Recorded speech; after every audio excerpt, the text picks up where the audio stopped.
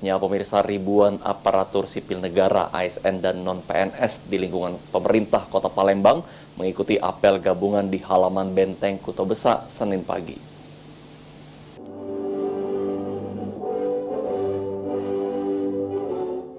Ribuan aparatur sipil negara dan non-PNS di lingkungan pemerintah Kota Palembang mengikuti apel gabungan di halaman Benteng Kuto Besa pada Senin pagi.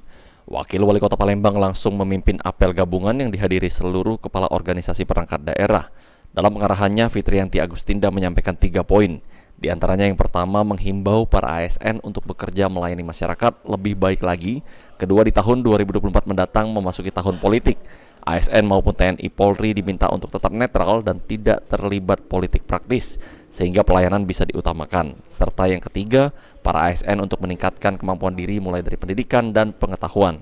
Ini betul-betul bisa memberikan semangat kepada ASN untuk bekerja tanpa membeda-bedakan ya pelayanan yang ada, terutama terhadap warga yang mungkin ada warga yang miskin atau warga yang mampu, kaitannya dengan agama, dengan ras dan sebagainya. Intinya kita ingin memberikan pelayanan optimal. Yang kedua, saya tekankan bahwa di tahun depan sudah memasuki tahun politik, kita berharap ASN, TNI Polri betul-betul netral, tidak terlibat politik praktis, sehingga pelayanan betul-betul bisa diutamakan. Ketiga, saya juga berharap kepada seluruh ASN untuk meningkatkan kemampuan diri ya, pendidikan, pengetahuan, sehingga betul-betul bisa bekerja sesuai tupoksinya untuk memberikan pelayanan yang prima kepada masyarakat. Pemerintah Kota Palembang akan menggelar apel gabungan secara rutin setiap hari Senin yang digelar di Benteng Kuto Besa. Abidin Riwanto, PAL TV.